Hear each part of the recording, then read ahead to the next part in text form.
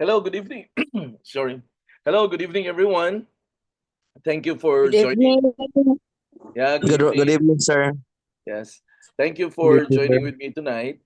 And hopefully, this would be a journey that we will going to take every Monday, no? So every Monday night, we're going to have our training night. No, this will just be a short training, no, probably an hour or less than an hour, and hopefully we're going to tackle a lot of topics on it, no, that are very important and relevant to our business, and at the same time, it will be applicable, no, to our day-to-day activity as well, no. So I hope everyone is doing fine, and I hope na lahat po tayo nakapag-dinner na po, no, kasi 8 o'clock na rin.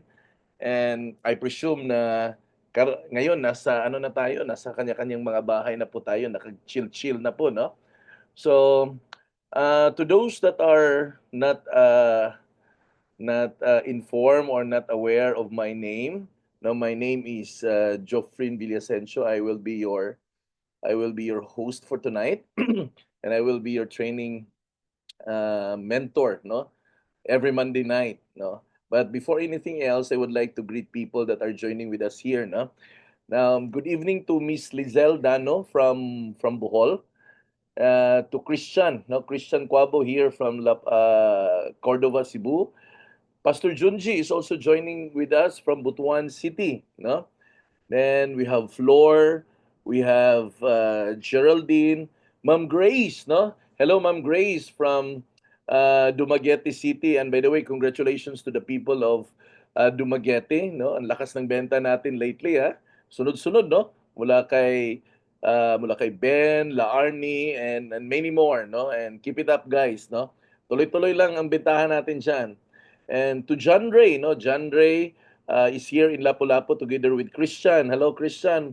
Hope you're doing fine. Tsaka si Jonilyn, no? Jonilyn Villegas, kasama din po natin mula po sa Bugu, Cebu. Then we have here Lavin, no? Lavin is joining with us from Vietnam, no? Layo ni Lavin from Vietnam. Then kasama natin ngayon si Mai. Then we have Maricel from Mandaue. Nandito rin si Mary Lou. Then Miss Nova, thank you Miss, no, for joining with us tonight. At saka si Ma'am Raquel mula po Cavite, no? And I believe a lot of our kasamahan are starting to get in, no, and hopefully they can they can join with us. And hopefully tuloy-tuloy po to every Monday night. We're gonna be throwing some few topics that are probably hindi naman siya new, but I believe you have heard this from me quite a time already. And this will also correlate with the one that has been done by Miss Nova. Okay? So my regular training po tayo with Miss Nova. Yun po yung sales and marketing training, and I believe marami pong mga bagong mga learnings na ibibigay po si Miss Nova po sa atin. Kagagaling lang po niya ng isang napakagandang training ho na sinalihan po niya. So we're looking forward na ma-share, no, kay ni Miss Nova. Then kasama din po natin tonight si Mary Jane, no? At saka si Liza, no? Liza Olaran, Lilibet Hipulan, no? Kasama din po natin tonight. And of course, no, si Florence Manlaran kasama din po natin. At saka si Edwin, no, Paganuron kasama din po natin tonight. Si Debbie Barbon mula po Butuan City. Okay? So I think everyone is starting to come in already, no? There are already around 22 people on the Zoom call, and yan, parami ng parami po. Okay. So, let's start, no? Si Sir Robert, kasama din po natin si Sir Robert ngayon. Hello, Sir Robert. No, nice meeting you. By the way, before ko po makalimutan, this coming March 13 and 14, ay magkakaroon po tayo ng FB Ads Workshop. Napaka-importante po ang FB ads because I mean everybody knows na sa Facebook na talaga tayo ngayon. So we hired, no, an expert on this coming from Manila. We're gonna fly him in here in Cebu, And we encourage everyone doon po sa hindi pa po nakapag-register ay limited lang po tayo hanggang 30 participants po. So, may training fee po tayo sa 2 araw na 1,000 pesos. Pero itong training na to is sulit po, 8 to 5. No, 2 araw po, Thursday and Friday. And maliban pa po dyan, may mga personal coaching po sila na gagawin po para sa atin. I want you to grab this opportunity because matindi po ang labanan po natin dito po sa business po natin. Pag wala po tayong extra na tools para pangbato po natin sa market, medyo madidihado po tayo diyan. So, we really have to learn. We really have to put in new skills. So, okay? So, tonight, I'll gonna be sharing to you, I mean, the topic is actually on your screen. I entitled the topic, The Golden Rules of Selling. And there are only two. No? Ito, dalawa lang po to na I think it is a very important role in selling. But bago po dyan, ito po yung karamihang tanong what is the most important business skill ba? Ano ba yung dapat na skill na matutunan ko? Ano bang dapat meron ako? Alam nyo kasi marami po sa atin, I mean, if you're going to take a look at the demographics of those people that are joining BPPI, majority po ay mga housewives. Wala pong selling background, wala pong experience ng pagbebenta. Kadalasan po mga first timer pa po sa bentahan. At kadalasan na tanong na tinatanong po nila sa akin is, "Sir, ano po ba yung pinaka-importanting skill na dapat kong matutunan?" Now, if we lose everything else, kung mawawala po sa atin lahat ng mga kakayahan po natin kung paano po magbenta, and if we only have this one business skill, which skill would still make us successful? Kung ito po yung itatanong ko, kung mawala na po lahat sa atin, ano po ba yung isang skill na dapat meron ka? At kahit papaano, pag meron ka sa skill na yan, you will be able to say to yourself na pwede pa rin akong mag-succeed. No? Kaya ko pa rin magiging successful. Kasi lahat naman tayo, yun naman ang pinaka-desire na magiging successful sa opportunity, sa negosyo, or kung ano man, no? Na pwede nating pagkakitaan. Mga racket ba, kumbaga. Now, the answer is very simple. It's in knowing how to communicate and influence people. Ulitin ko po, to answer the question, itong question na to, what is the most important business skill na mawala na lahat at dapat meron ka nito and that you will be able to survive? And the answer is you really have to know how to communicate and influence people. Now, I am pretty sure that we have discussed this deeper in some of our contents.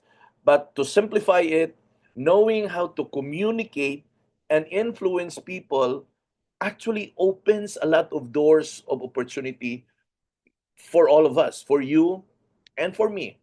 Now, I want to make it clear kasi kadalasan kasi pag sinasabi natin na communicate and influence, kadalasan kasi ang pumapasok sa isipan natin dapat magaling mag-sales talk. Now, I want you to understand na yung sinasabi po nating communicate ay hindi po itong ibig sabihin na sales talk. Ang ibig sabihin po ng communicate ay isa pong pamamaraan sa pagsasalita na every time na bubuksan mo yung bibig mo, ikaw ay naiintindihan ng kausap mo.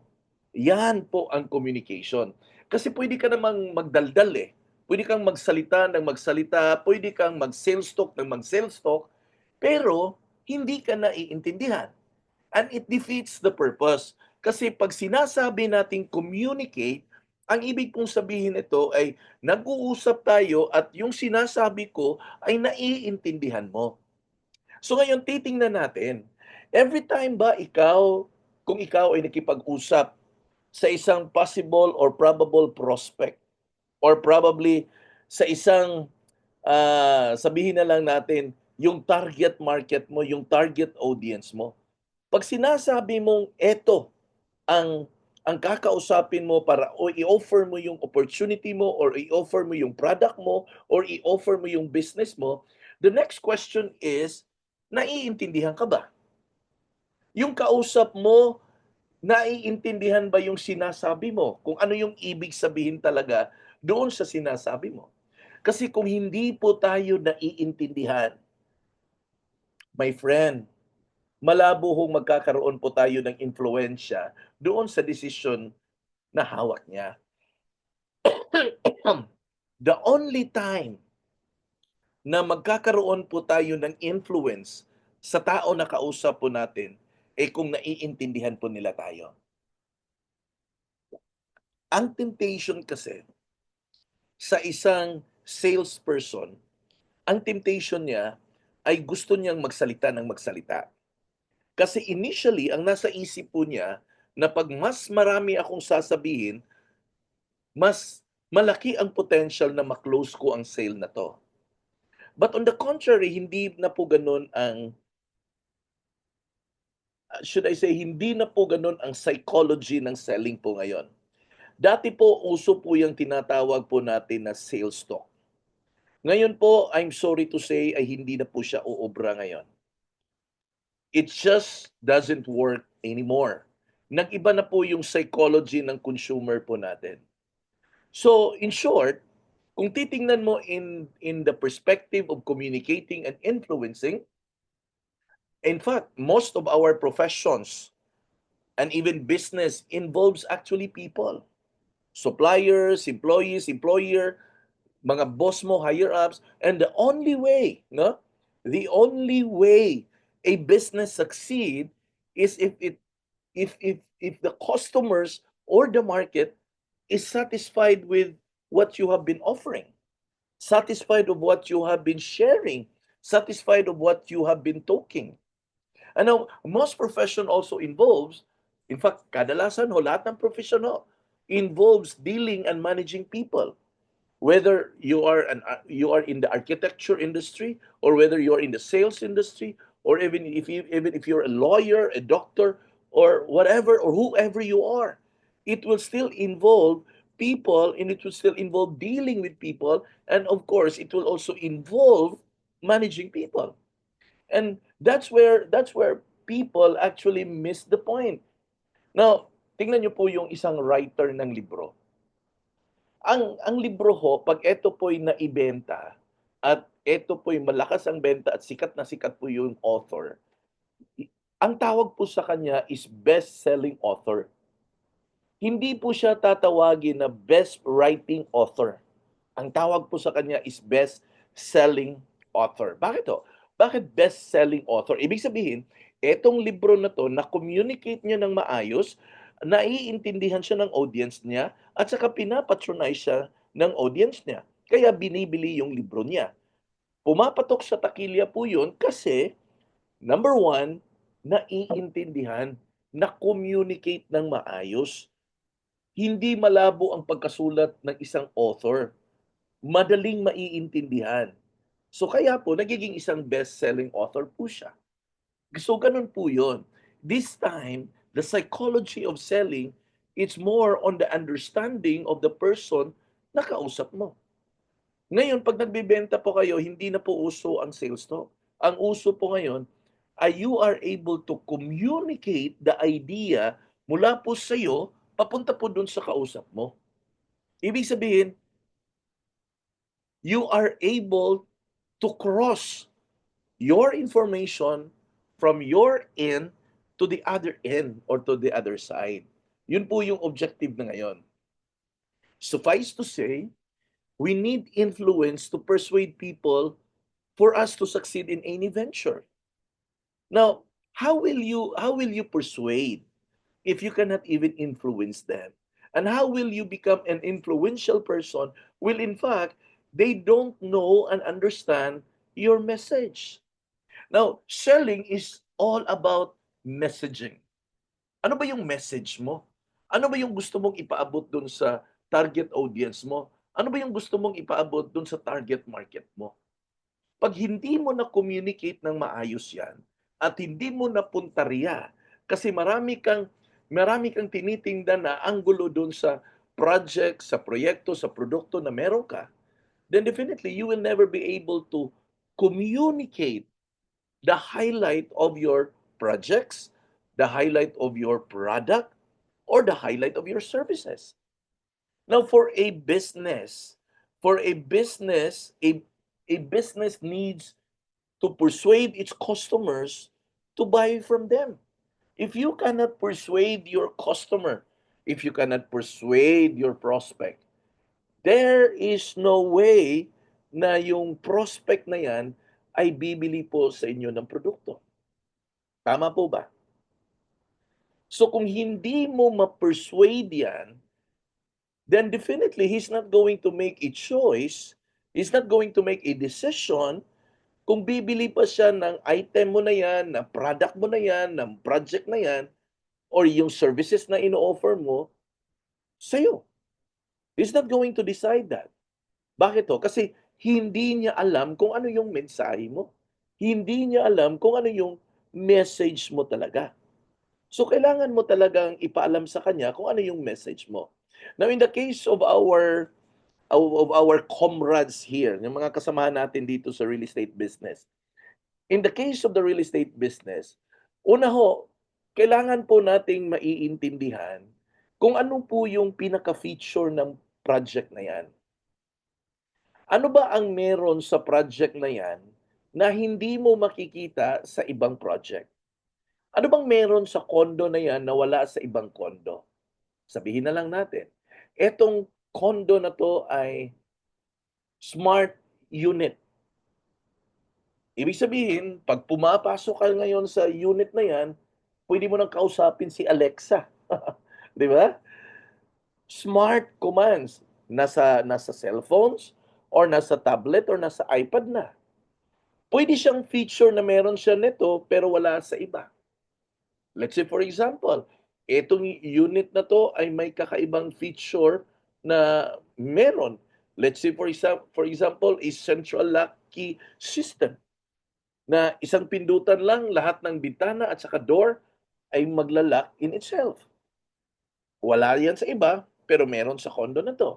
There will always be something unique to whatever you are selling. There will always be something that will give a wow, no? There will always be something that will give a wow to your client. And whatever is that, find that in the project, in the product, and in the services you are extending. Now, how will you know those things? Well, simply you've got to attend PKS, Project Knowledge Seminar.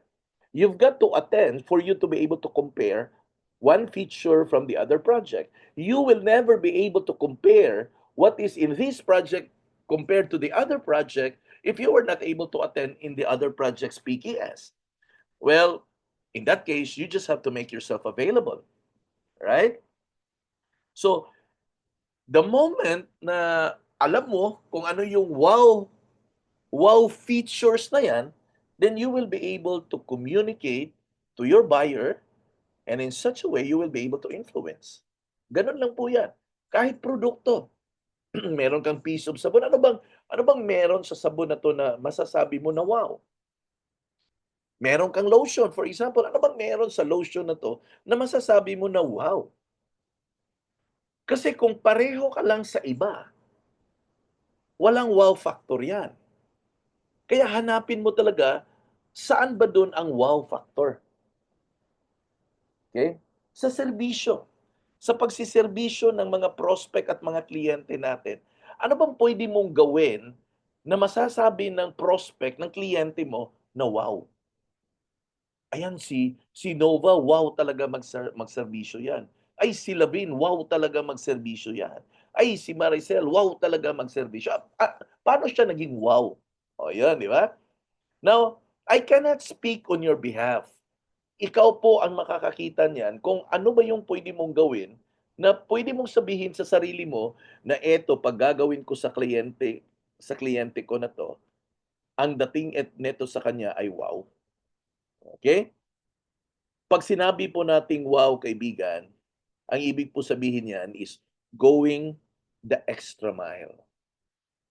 Going the extra mile. Kasi yung extra mile, yun yung wala po sa iba. Okay? Now, let's say for example, an economist, no? An economist needs to persuade its stakeholder of his insights to be able to do something about them, no? Ang ekonomista ho, kailangan mong i-present sa kanya kung ano po meron sa economics po natin para makapag-decide ang mga investors na eto talaga ay maganda. Ang doktor. Ang doktor ho, kailangan po niyang i-persuade ang pasyente po niya para inumin po yung medication. May sakit siya, pumunta siya sa doktor. Pag hindi mo ma-explain ng tama, ng maayos, kung ano yung meron na sakit ang pasyente mo, yung pasyente mo, hindi yan magko-comply na iinom doon sa medication na binibigay mo kung sakasakaling ikaw ay isang doktor. But if you are able to explain to the patient understand kung ano yung sakit na meron siya, na-persuade mo siya na inumin yung medication. Ang tawag po doon na influence mo siya. Bakit? Paano mo siya na-influence? Kasi na-communicate mo ng maayos. Okay? Na-communicate mo ng maayos kung ano po yung information na gusto mong ipaintindi doon sa kausap mo. At the end of the day, when we talk about selling, this is not about bluff, but this is all about real talk. Yung totoong communication. Kasi kadalasan 'pag sinasabi po nating negosyo, 'pag sinasabi po nating bentahan, ang approach kasi natin ay transactional, eh. Kaya after ng bentahan, nagkabayaran na, wala na. But hindi po dapat gano'n. Hindi po dapat transactional. Dapat po kasi relational. So no matter how good our idea is or how technically proficient we are, if we are not good at dealing with people and knowing how to influence them, we cannot succeed in whatever we are doing. And this, of course, very much obvious pagdating po sa sales. Ulitin ko po, para medyo klaro. No matter kahit gaano po kaganda yung idea na meron ka, kahit gaano po kayo kagaling sa aspetong teknikal, pero kung hindi po kayo magaling makitungo sa tao, wala po kayong maibigay na impluwensya sa tao na 'yan. At if nangyari po 'yan, we cannot succeed in whatever we are doing. Gano'n lang po kasimple. In sales, we need to know how to directly influence a prospect. Kasi 'pag na-influence po natin yung prospect na 'yon, yang prospect na 'yan, gagawin po niya ang mga bagay-bagay na gusto nating gawin niya. Yan po ang trabaho ng isang salesperson. Alam niyo po guys, wala pong mangyayari na reward po sa mga kayod po natin. Kasi ang reward po ng isang ahente, ang reward po sa isang negosyante ay 'pag nagkaroon po tayo ng benta at nagkabayaran po tayo.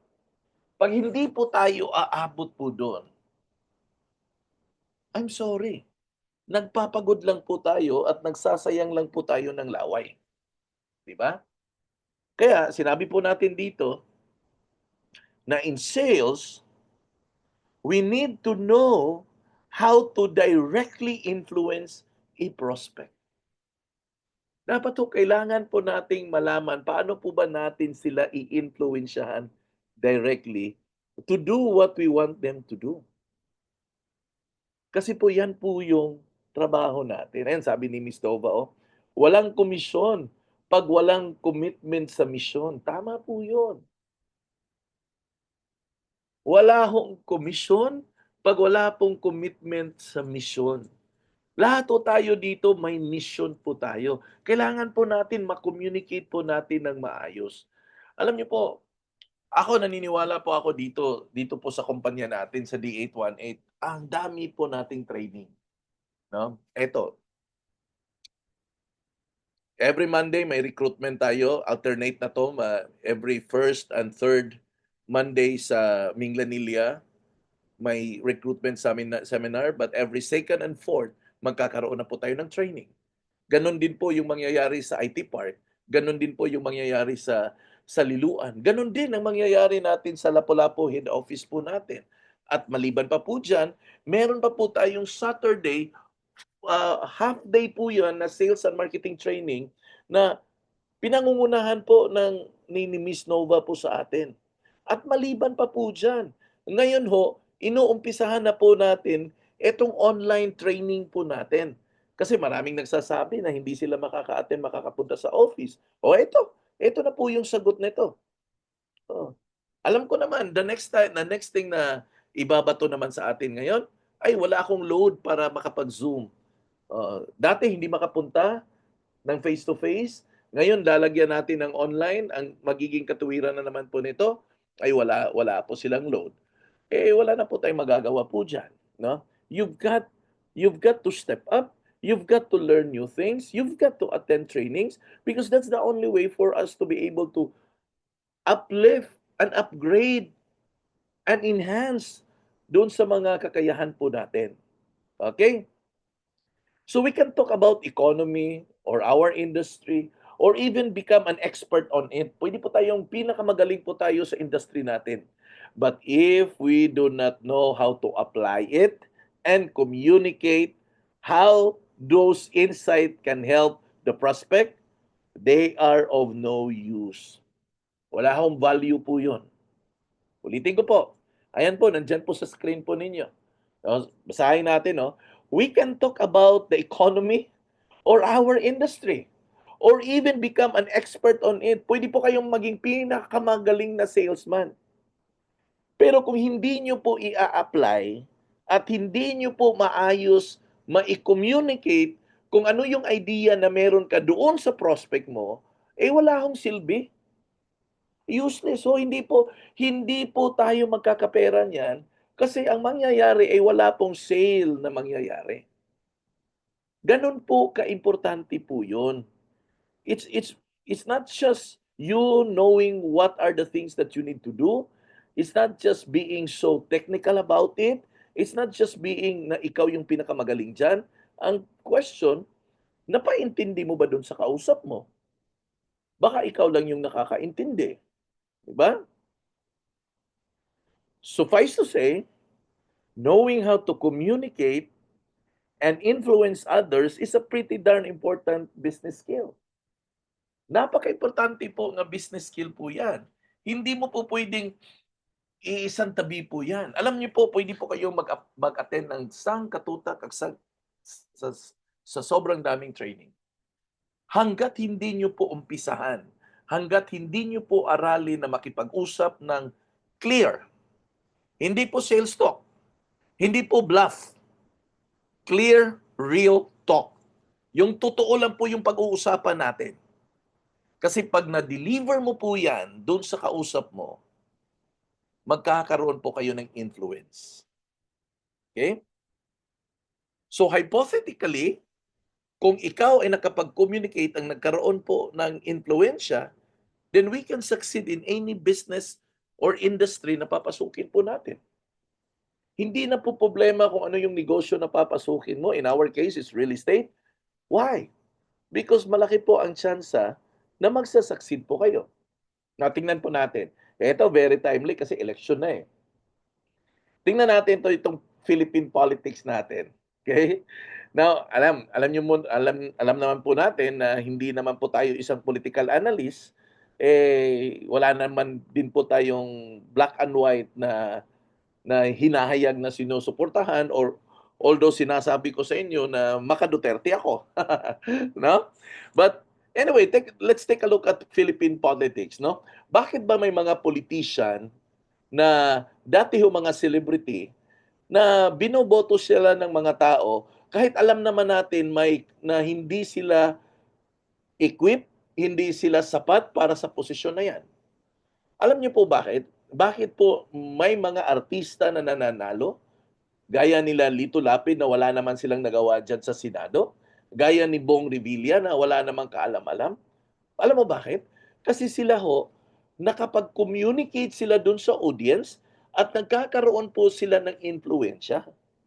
Kaya, kung titingnan nyo po on the perspective of selling, pag alam po natin paano i-communicate, kasi hindi ka naman dapat sobrang galing magsalita eh. Hindi po to a question of eloquence. Ito po a question of information. Gaano ba ka kompleto yung information na meron ka? Gaano ba kasapat ang information na meron ka na kung sakasakaling may katanungan, may question ang kausap mo, ay masasagot mo. Hindi kuno, kundi factual mong masagot. Kaya nga ito mga kasama sa negosyo. Seryosohin niyo po ang pag-attend ng mga PKS at saka mga site tour. Alam niyo po ginagawa po natin 'yan hindi po para maging busy lang. Ginawa po natin 'yan na nagkaroon po tayo ng mga site tours at saka mga PKS para magkaroon po kayo ng basic information. Ang problema kasi sa atin ay ito, every time na meron pong mga PKS o project knowledge seminar, wala kasing ibang nasa isip natin, eh, kung hindi kung kahit anong oras ise-serve yung snacks, eh. Sa halip na makinig dun sa speaker, sa halip na magte-take down notes dun sa mga importanteng mga bagay, ang parating tinitingnan kung anong oras ise-serve yung snacks, eh. Kaya ito po yung ano guys 'no, I think it's about time that we've got to look at, 'no, look at and attend those seminars, this time with seriousness. Seryosohin natin. Alam mo bakit? Kasi the more you are knowledgeable about a certain project, the more na may marami kang alam sa mga proyekto na binibenta mo, hindi mo ba alam na the more ka nagiging credible? Hindi ho incredible ho, credible, no? Pag marami kang alam sa project na binibenta mo, mas lalo ho kayong nagkakaroon ng kredibilidad. At kung meron kang kredibilidad, okay, magkakaroon po kayo ng impluwensya. Pag meron na po tayong impluwensya, yung tao ho makikinig na po sa atin. Every time na may sasabihin po tayo, pinapakinggan na po tayo. Alam mo bakit? Kasi may influence ka na. Okay? Kaya, my friends, simple lang gawin natin, guys. Aral-aral po tayo pag may time, no? I think bukas merong site tour si Miss Melky for the project of Sterling.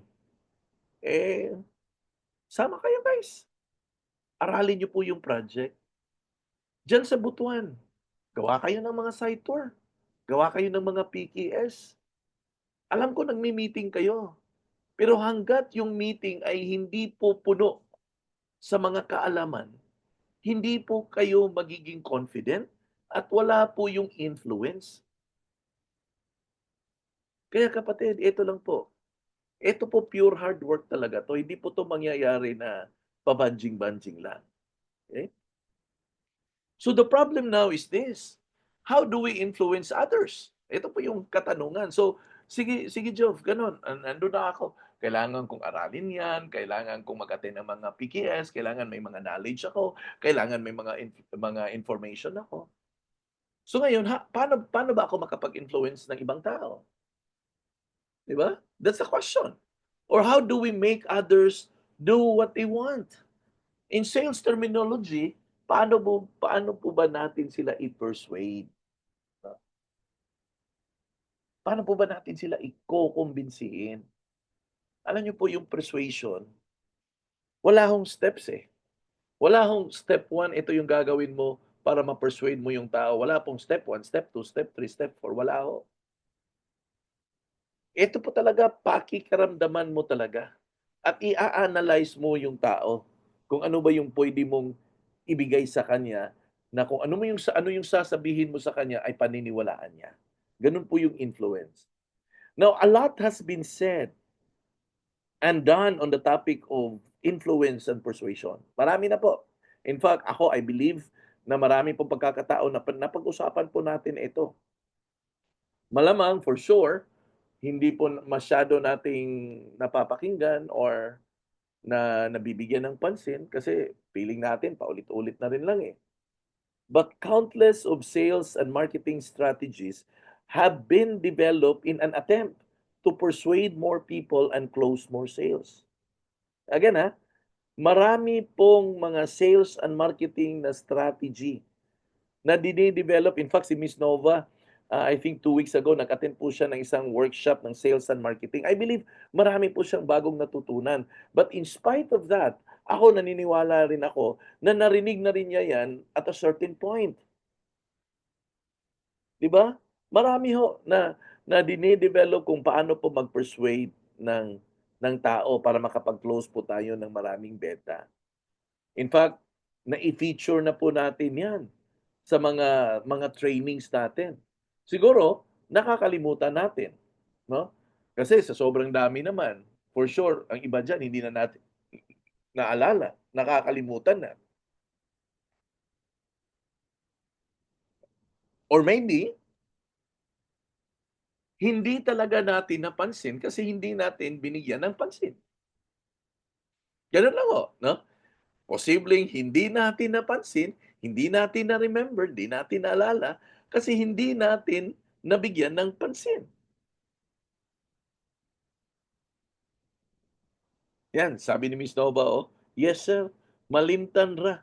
Mobalik-balik jud ta atin labi na di ma-apply kay malimtan." That's true. That's very true. Nakakalimutan po natin yan. And the only way for us to be able to remember it is when we keep attending, we keep listening, and somehow we will try to, of course, apply it. Because it's one thing to listen. It's another thing to apply it. Marami po sa atin, grabe, ang sipag mag-attend ng training. Lahat ng training present. Lahat ng PKS present. Lahat ng site tour present. Pero kahit isang project hindi nakapag-post sa Facebook. Eh, paano makapagbenta yan? O, sige be, kayo ba, may kakilala ba kayo na ang sipag mag-attend ng PKS, ang sipag mag-attend ng site tour, ang sipag mag-attend ng mga training, pero kahit isang post sa Facebook, wala. Yan, sabi ni Miss Nova, oh. Knowledge will not become a power without application. Ganun ho yan. Knowledge can only become powerful if we remember it and we use it. Ginamit natin. Pero kung hindi po natin gamitin po yan, I'm sorry po kapatid useless po talaga. My challenge to you right now, as you listen, apply it. Ito, totoo to. O sige, sample tayo. Question lang. Meron ba kayong kakilala na kasama natin dito sa DPPI na nag-a-attend sa lahat ng training, nag-a-attend sa mga site tour and PKS, pero hindi regular nagpo-post? Meron ba kayong kakilala? Kung meron, paki-type diyan, meron. Meron ba kayong kakilala? O paki-type meron.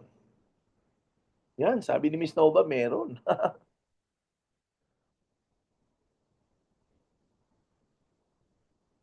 Yung tao na yan na nakikita nyo na attend ng attend pero walang apply. Oh, chat mo yan siya pagkatapos ng training natin. Chat mo. Inform mo siya. Inform mo siya na apply naman pag may time. Gamitin nyo naman yung tinuturo natin pag may time. Because believe me, that is the only way for you and me to be able to appreciate Ayan, natatawa ako kay Miss Nova, sabi niya, "Hoy, mag-pause na." Ayan, sabi, ayan, I mean, literally, that's it, no? Hoy, mag-pause na kayo. That's literally, that's the message. Lahat po ng natutunan po natin, walang silbi po yun until you are able to apply it. Again, but the question now is, how do we influence and persuade others? Okay? How do we influence and persuade others? Paano ba natin sila i-influence? And, and sabi ni Cirilla, natatawa lang ako, mamasahin ko lang. Sabi ni Cirilla, yes sir, meron, accept ko sir. Yan, sabi ni Ma'am Connie, opo ma'am, mag-post na po. Yan. Alam mo, masakit yan, no? I mean, truth will always hurt us. But I would rather accept the hurt of the truth na sasabihin than someone that will tell me a lie. Di ba? Kaya, kahit masakit, tanggapin natin kasi diyan po tayo natututo eh. Okay? So yan, sabi natin, no? Ano yung question? How do we influence and persuade others? Again, ito ho. Makinig po ng mabuti. The focus is not, okay? The focus is not on persuasion skills. Okay? The focus here is not on persuasion skills. This is not about kung gaano ka kagaling mag-persuade. Hindi po yan pagalingan. But rather, ayan ha, but rather on us and the people in the other side of the table, ano po yung ibig sabihin? Tayo at yung kausap po natin, yun po yung importante.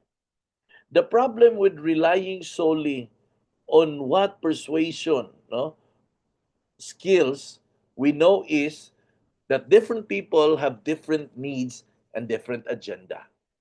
Okay? Ano pa ba yung ibig sabihin? Ito po guys ha, hindi po to issue kung gaano kagagaling na mangumbinse. This is not about persuasion. But this is about you, ikaw, at yung kausap mo sa harap ng table mo. Yun po yung ibig sabihin po niyan. Ikaw at yung kausap mo. Always po natin intindihin na bawat tao po na nakahalubilo po natin ay iba-iba po yan. People are different. They have different needs. They have different agendas. They have different concern. So therefore, iba-iba po yung magiging approach mo dyan. So one prospect might be probably vulnerable to a FOMO marketing. Ano po ba yung FOMO marketing? Ang FOMO po, uh, fear of missing out. Ayan. FOMO, fear of missing out marketing. I'll have a separate topic on FOMO marketing in the coming Mondays. I'll be talking more of fear of missing out. Ang ibig sabihin, ito po yung type of marketing na nagki-create po kayo ng sense of urgency dun sa kausap mo. Pero hindi po lahat po ng FOMO marketing as applicable po sa lahat ng tao because may mga tao po na very educated at hindi po naniniwala po sa mga bluff-bluff po natin. Kaya hindi po siya effective yung FOMO marketing. Although ginagamit natin, at a certain point, effective po yan kasi nagki-create po yan ng urgency. But on the other hand, again, hindi po siya true at applicable sa lahat po ng tao. Iba-iba po yan. As to ano po yung FOMO marketing na yan, ay may separate topic po ako dyan na ang pag-uusapan talaga natin ay yung FOMO marketing. So ibang kwentuhan po yan, mahabang-habang usapan po yan. Okay? So don't you worry kasi marami pa po tayong Mondays na pagsasaluhan. So the other problem with solely relying on persuasion skills is that they are transactional.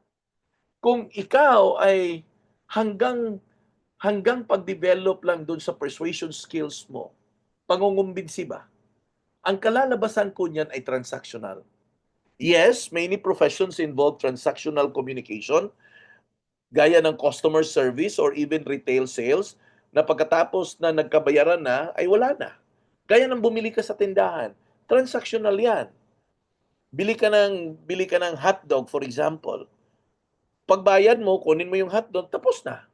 Wala na tayong pag-uusapan. Punta ka sa mall, bili ka ng blouse, nagustuhan mo, bayad ka, kuha mo yung blouse, uwi ka. Transactional yan. Wala na po tayong pag-uusapan. Pero, hindi po ganun ang gusto natin. Lalo na sa mga tinatawag natin na high-ticket selling. Ano po ba yung high-ticket selling? Gaya ng bahay. High-ticket selling po yan kasi ang halaga po niyan ay milyon-milyon.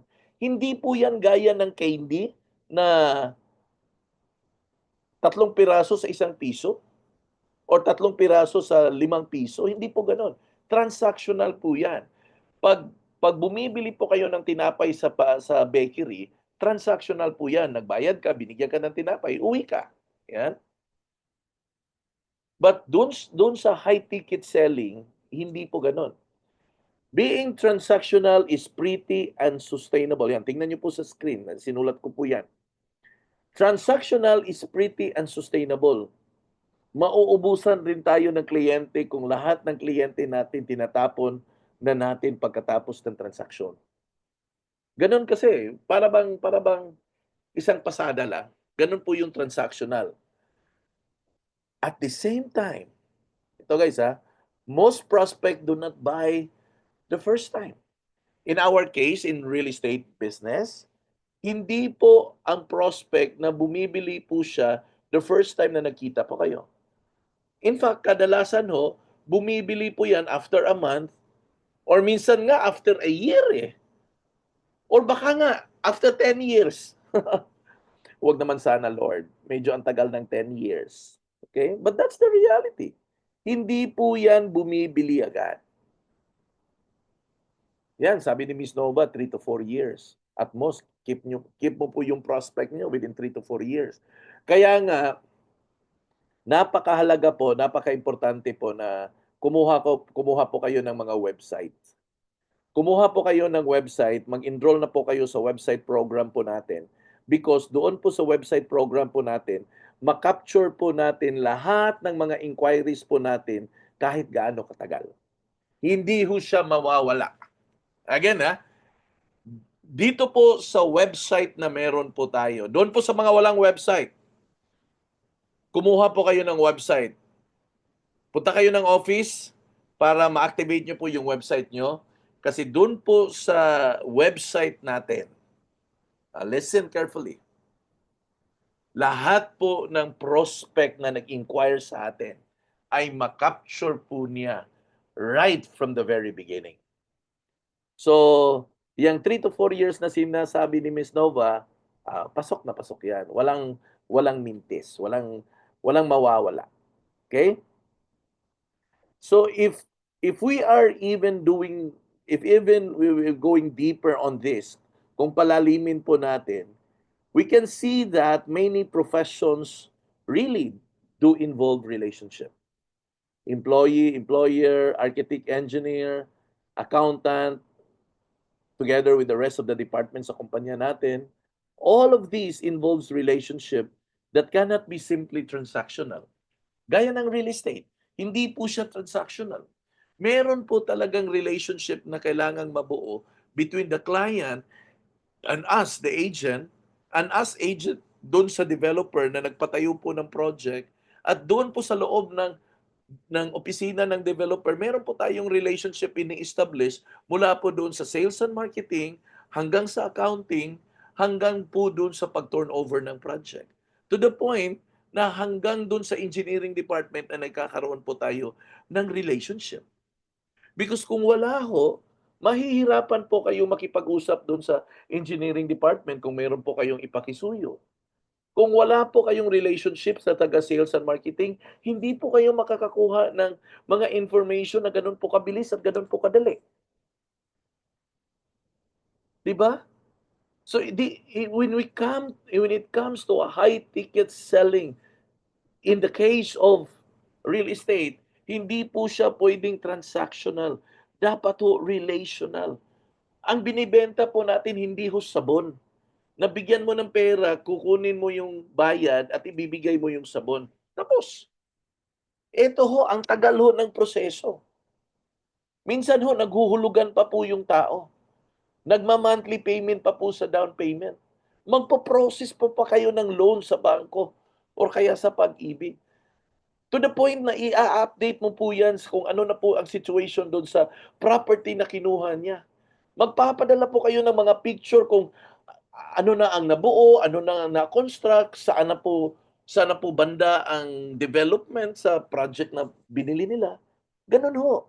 Hindi ho siya automatically na pagkatapos po na mag-reserve ay wala na po tayong transaksyon. Hindi ho. Tuloy-tuloy ho ang transaksyon natin, hindi po siya mapuputol. Every now and then you've got to keep in touch with our buying clients. Hindi po siya po pwedeng wala na. Hindi po siya po pwedeng close eyes ka na. Hindi ho.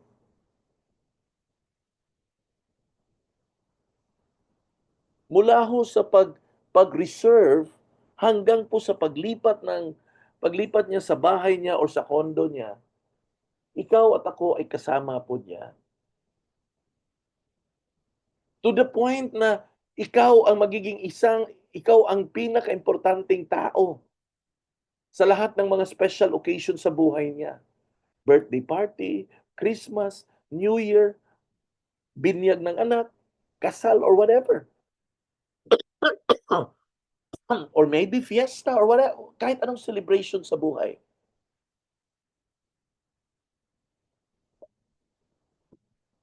Kasama po natin ang mga kliyente po natin all throughout.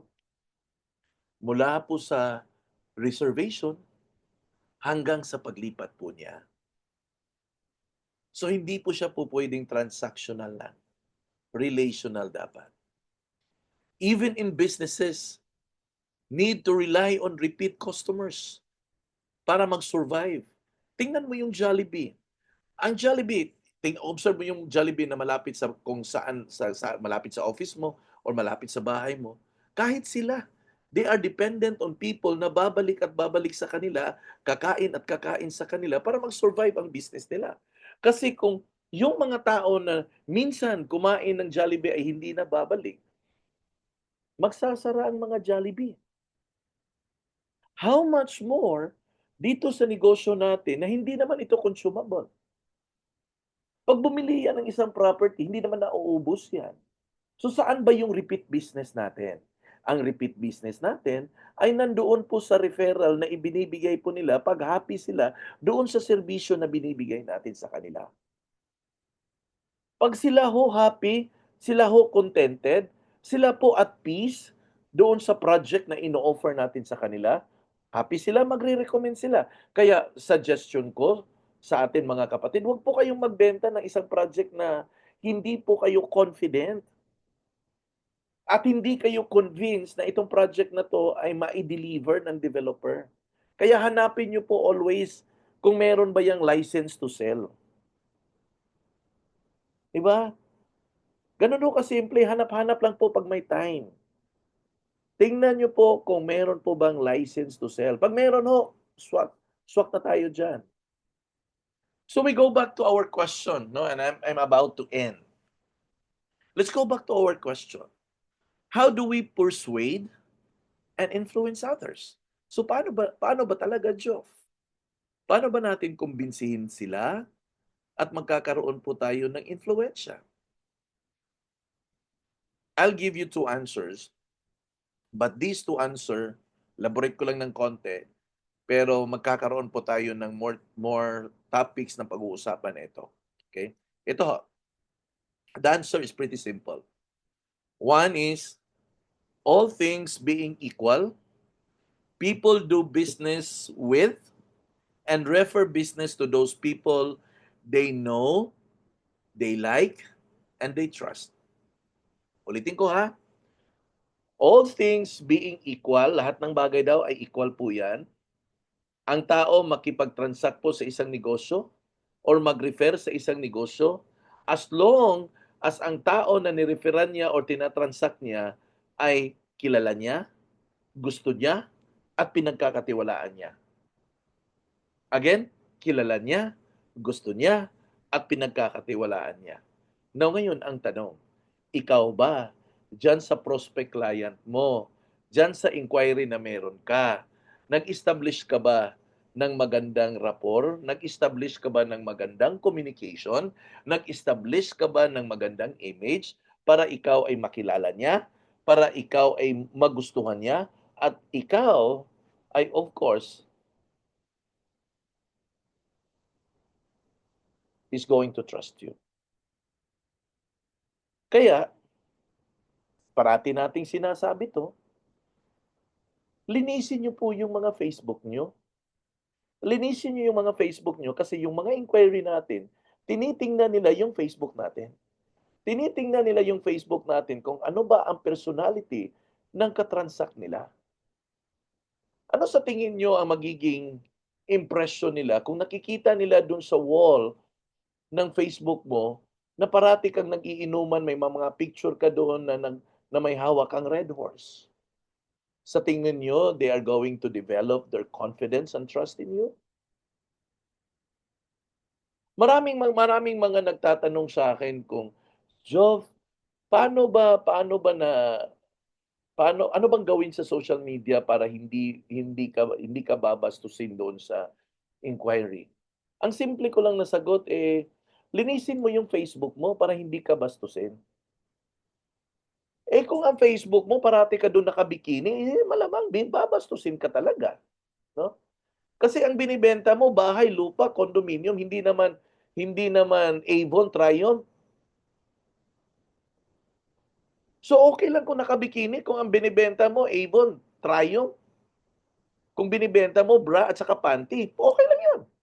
Pero binibenta mo bahay, lupa, condominium, tapos marami kang post doon na nakabikini ka, babastusin ka talaga niyan.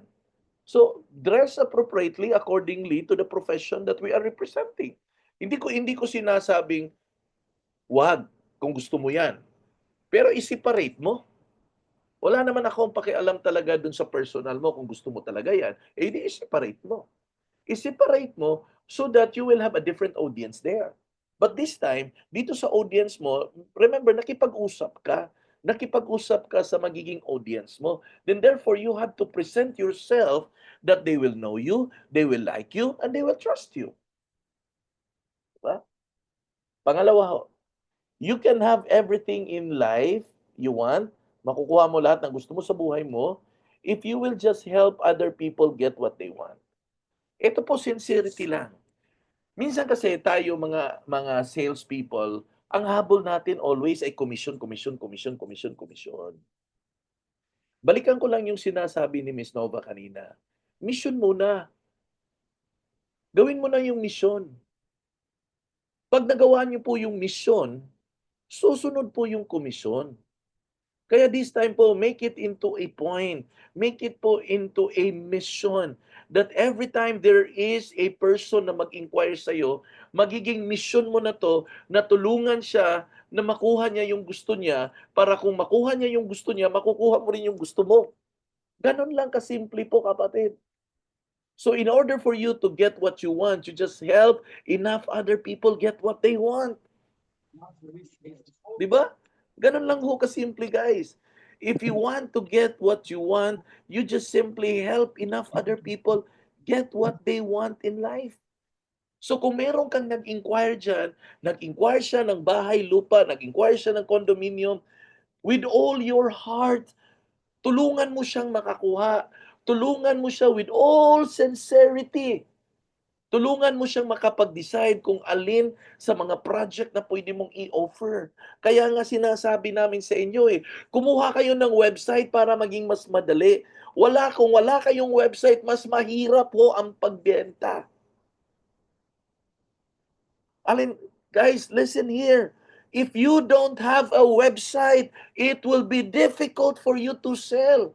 Because hindi mo mabibitbit lahat ng project. And the only way to do that is to put that in a website so that they will be able to see all the project na ino-offer mo. Put the sincerity in helping those people get what they want. Because if they get what they want, you will get your commission. No? Ganun lang po guys. So to close it all, no? 9 o'clock na rin, tamang-tama lang talaga. Kasi I'm really targeting at least 1 hour. Ito lang po, eyes on your screen. No? Eyes on your screen. Kasi importante po yan, no? All things being equal, people do business with and refer business to those people they know, they like, and they trust. Pangalawa, you can have everything in life na gusto mo if you will just help other people get what they want. Tulungan niyo po sila. Pag nakuha nila yung gusto nila, makukuha mo rin yung gusto mo. Ayan.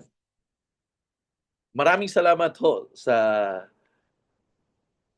pag-journey with me tonight. Baba ko muna to para magkita po tayo I mean we can talk. No? Guys, ito lang hog no.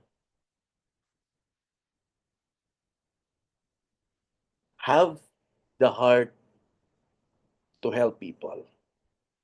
Because if you have that heart, I will guarantee you 101%. If you do have that heart, it will eventually become your mission to help people.